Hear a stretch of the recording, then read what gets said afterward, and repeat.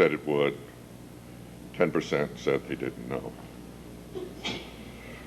I then asked a question about Ronald Goldman, but trying to analyze it, I wanted to put both Ronald Goldman and Nicole Brown Simpson in the same context.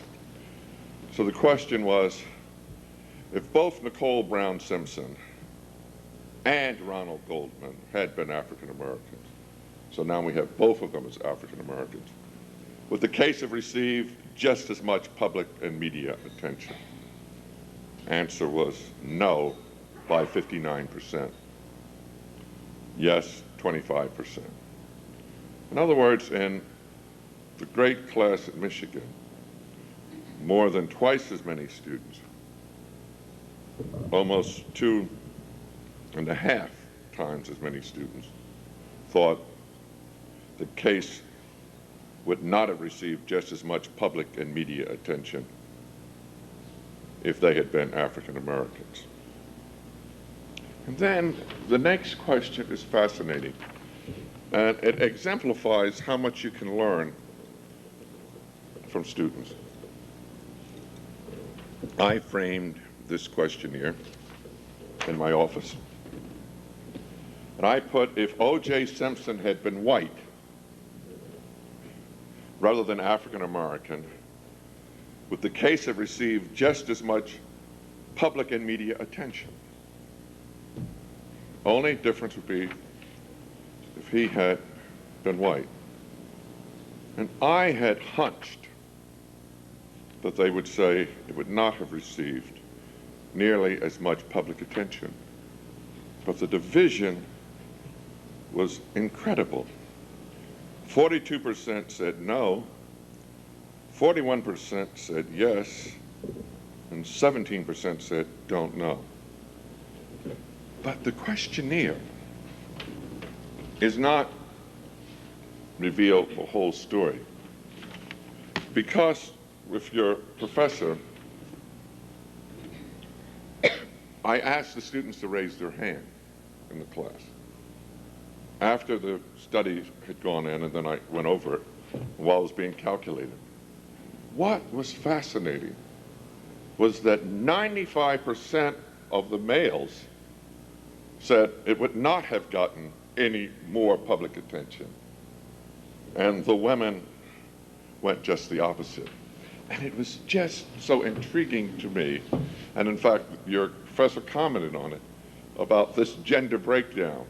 There's a whole reason why I don't put race to ask the person who answers a question to put their race.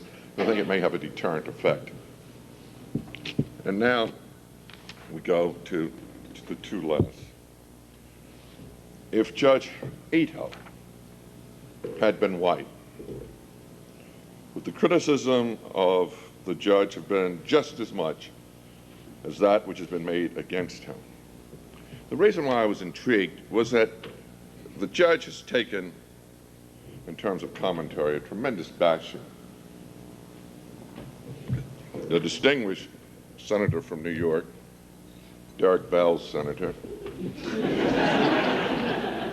D'Amato, on television, goes through this terrible denigration, mimicking him. D'Amato would not have done that before an Italian judge, I submit to you. He would not have done it for many others, but Ito's different. Well, what this survey showed, 52% said the criticism would have been just the same. 24% said it would not have been as much. And then I wanted to do the last question. The last question was, if the lead trial counsel had been white and had made all of the same arguments and in the same fashion as did Johnny Cochran, would the criticism of him have been just as much as that which has been made against Johnny Cochran? Johnny Cochran has taken a tremendous bashing by some media experts and by some lawyers. And I've been trying to figure out, 54% said if he'd been white, he wouldn't have gotten as much publicity. 24% said it was the same. 18% said they did not know. But translated, only 1 out of 4 were confident that it would have been just as much. So what I'd like to talk to you a bit, because you are so scholarly, and this is what I will try to put in the journal, about playing the race card. The reason why I did that survey here is because anyone on television can say he played the race card, and someone else said he did not. And it becomes very, very difficult to sort it out. And what I would like to sort of tell you that I've come to the conclusion that the problem with discussing the O.J. Simpson case is I listened to the commentary, where the more confrontation you have among panelists, the higher your ratings, and where people say a whole host of things to be provocative rather than be analytical, that maybe I should make some caveats to put within context what I'm about to say. First, I have sympathy for the Brown family, the Goldman family, and the Simpson family. There can be no moral justification for the murder of any innocent person. I also have sympathy for the more than 100 persons who were killed in Oklahoma City bombing. And I have great sympathy for the thousands of other individuals who last year were killed or murdered. And at some point, we have to have a balance to recognize many things that are happening in this country. And the O.J. Simpson case must be viewed not as the totality, but as one of many tragedies. The second, I love my wife. I oppose spousal abuse. And if I were inclined, she wouldn't let me, so that I recognize that spousal abuse is a serious problem. As a nation, we must spend far more resources and expand several-fold the institutional efforts that can contain or eliminate spousal abuse. But what I see in the dialogue going down is that the debate becomes, are you for spousal abuse? And if you're for spousal abuse, therefore the verdict was wrong. And one can be completely opposed to spousal abuse. Now, what's the core of my judgment? I must confess that I did not watch the trial daily, but I found that I could never see the evening news without getting a summary. And from what I have seen, and since that time I've started to read a lot of the record, a rational jury, regardless of its racial, gender, or ethnic composition, could have rendered either verdict of guilty, or a verdict of not guilty, or a rational jury could have been in the position that it could not agree to a unanimous verdict. And I think that that's a fair reading of the evidence. Now, one final aspect, which for me is extremely important. I think that the Holocaust was the most extensive, inhumane, cruel, unjustifiable event of the 1930s and the 1940s. It deserves nothing less than the most vigorous condemnation. Hopefully the nation will also recall the cruelty that was perpetrated throughout Asia in the 1930s and 40s.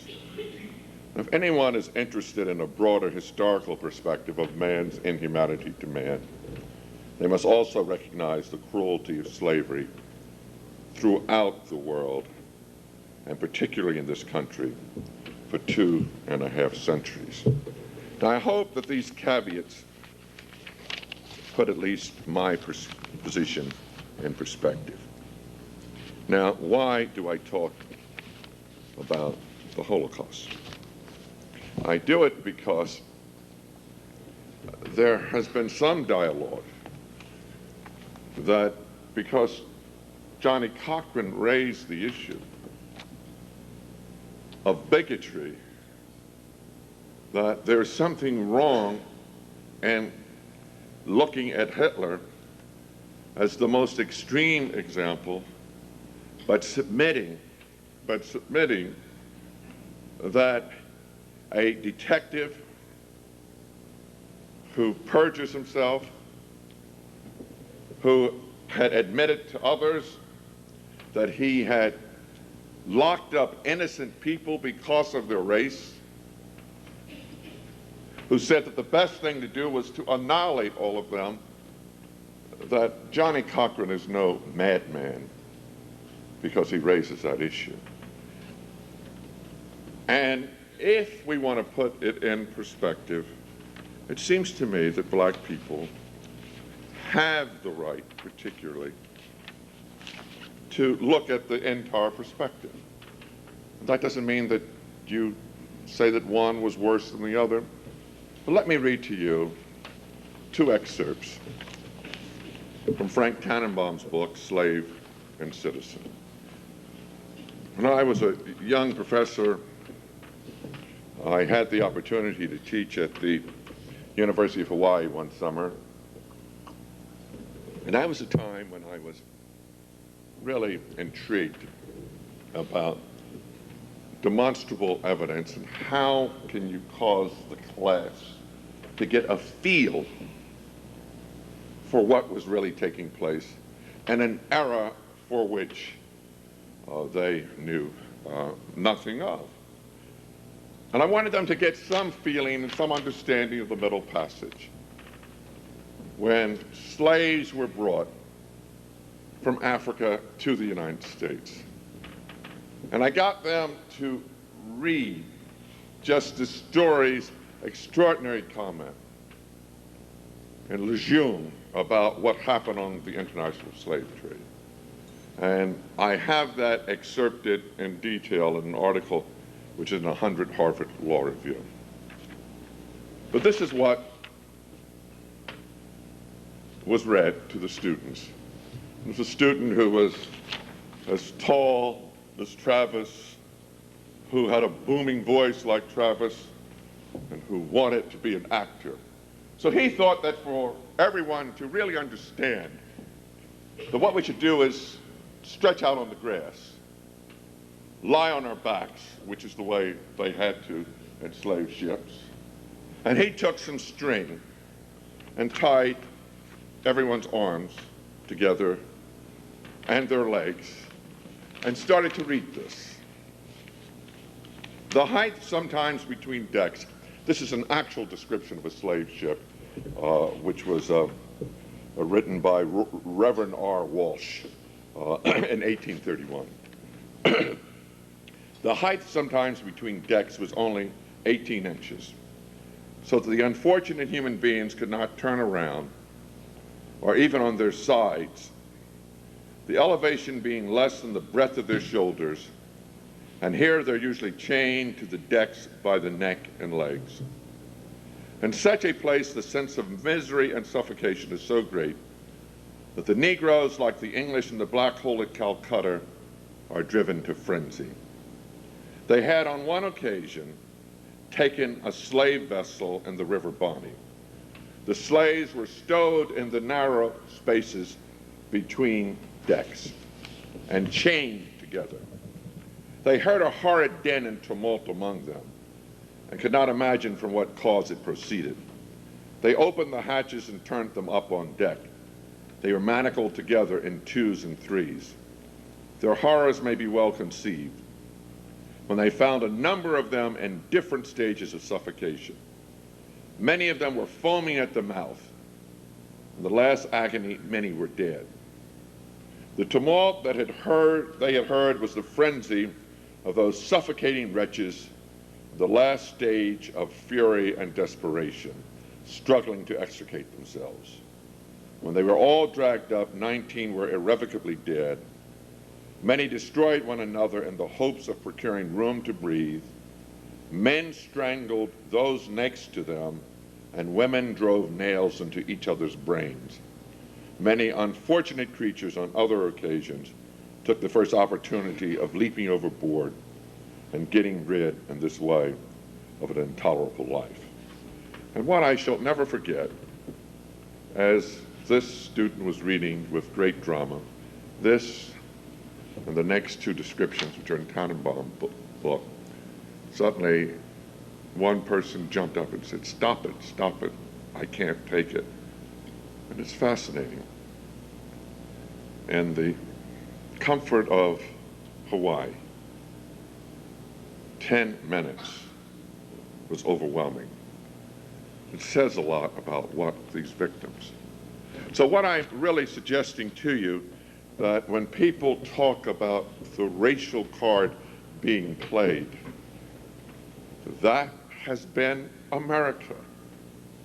And if someone points out that those individuals who are willing to violate the law,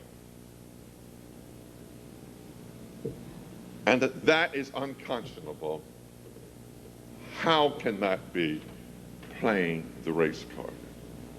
What is it anything other than rational advocacy?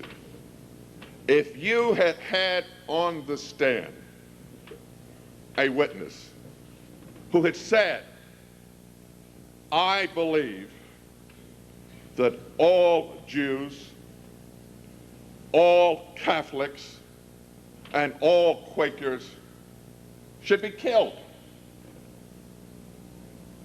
and had a record of having admitted that he'd planted evidence against Jews, against Catholics, against Quakers, solely because of his hatred of them,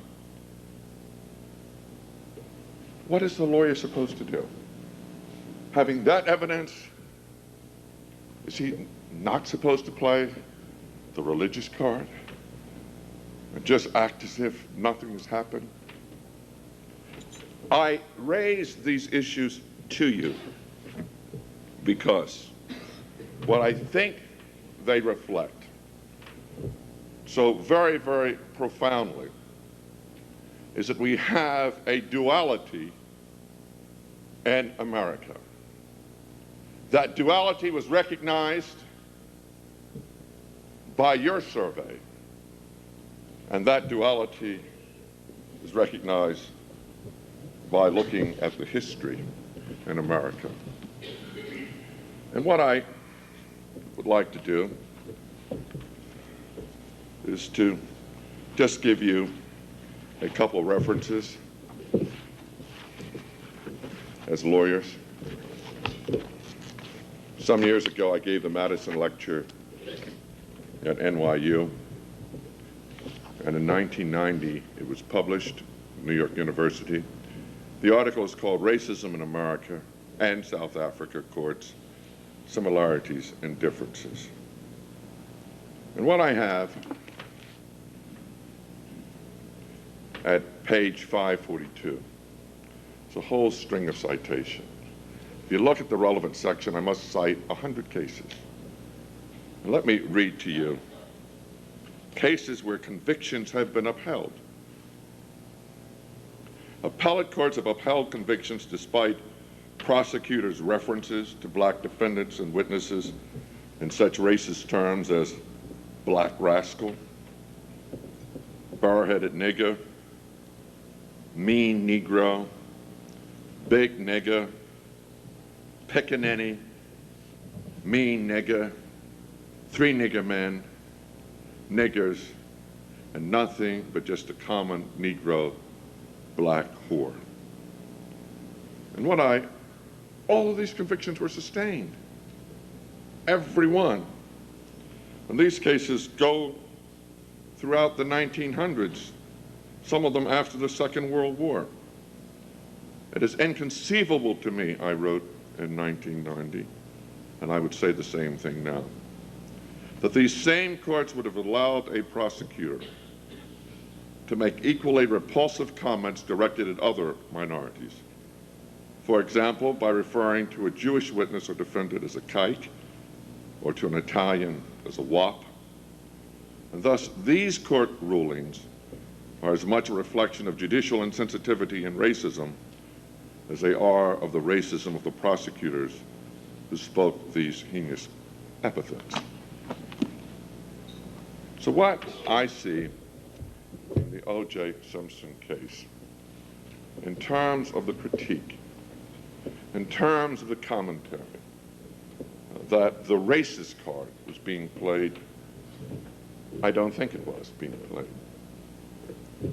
Maybe the historical acknowledgement of what occurs in this country was being brought to the jury's attention. So as you go and focus on the issues here and which you have been going over, take a close look at the O.J. Simpson case. What has been said at times is just incredible. I just could not believe that well-educated individuals could make such statements. On CNN News, Marcia Clark is quoted as saying, "Liberals don't want to admit it." I mean, I thought these people were citizens, not liberals, not conservatives, not reactionaries, but citizens. But a majority black jury won't bring a conviction in a case like this. They won't bring justice. Ms. Clark, who are the individuals who are worthy, in your view, to bring justice? Should all blacks be excluded? Should you have an all-white jury? Should you have the problem which Powell v. Alabama and all these other cases were designed? She called the verdict a true subversion of justice. You know, I know it's one thing for prosecutors to lose, but what's the formula? A majority black jury won't bring a conviction in a case like this. The inference is maybe blacks shouldn't serve on juries. And the facts are just the converse. If you look at the Boston Globe, someone went through the record, and there's evidence to suggest that maybe black jurors have been more hostile than white jurors in bringing about convictions. And therefore, what you have is a significant duality. And then, let's look at good old Andy Rooney.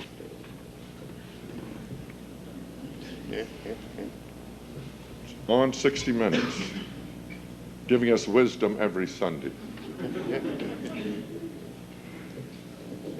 This is what he said. The verdict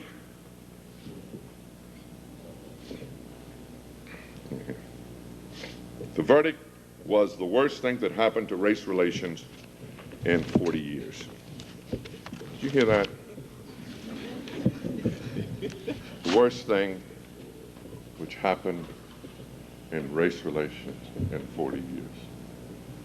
And that becomes part of a catalyst of a whole series of comments which say you've got to put brakes on the system of precluding blacks from getting justice and equal opportunity. He says it was the worst thing happened to race relations in 40 years. Let me give you one case which I hope that he will someday read. When I became a federal judge in 1964, I was 35 years old. And a person by the name of Phil Savage, who was field representative in Mississippi after Medgar Evers had been assassinated. And he'd heard that I had been at the UN in Kyoto, Japan, talking about human rights and international justice for prisoners. And he wrote me a letter and said, if you're willing to go to Kyoto, Japan, to talk about human rights, are you willing to come to Hattiesburg, Mississippi, in your own land? And that was a fair question. So in 1965, having been on the bench slightly more than a year and a half, they were going to have in Hattiesburg, Mississippi, their first interracial event pursuant to the 1964 Public Accommodations Act at the Forest Hotel.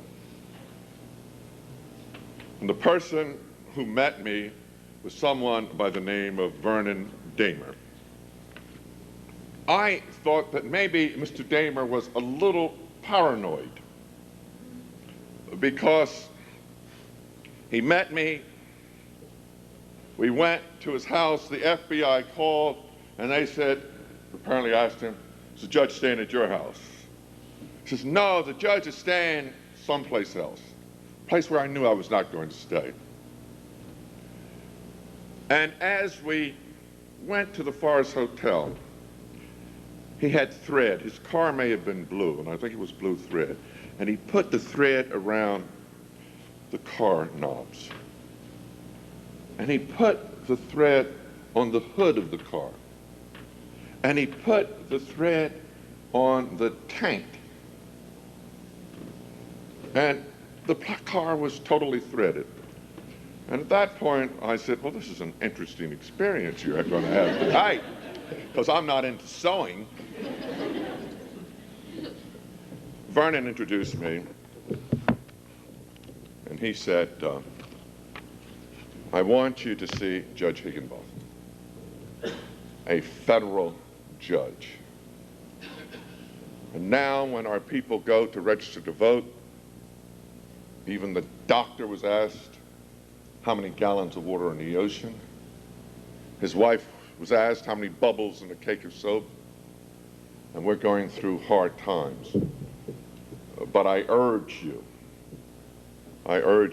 to stay firm, and I will do everything I can to make sure that you get the ballot.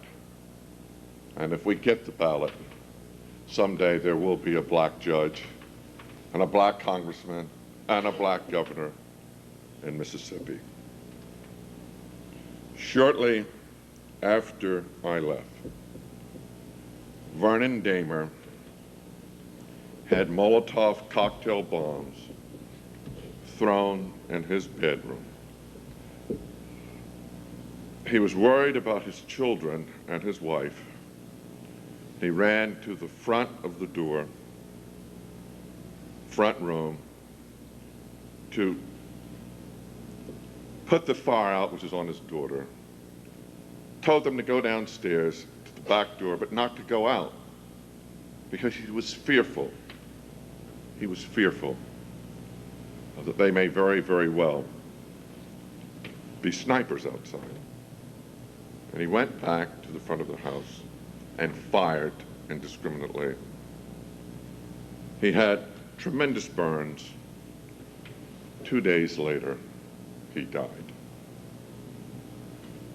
When individuals talk about the worst case in 40 years, I would suggest that they look at this book, Free at Last, which talks of many, some of whom were white, who died as part of the voting protest. So we know that while the physical brutality which Vernon Damer sustained is not as rampant, but the duality of thinking of blacks as inferior,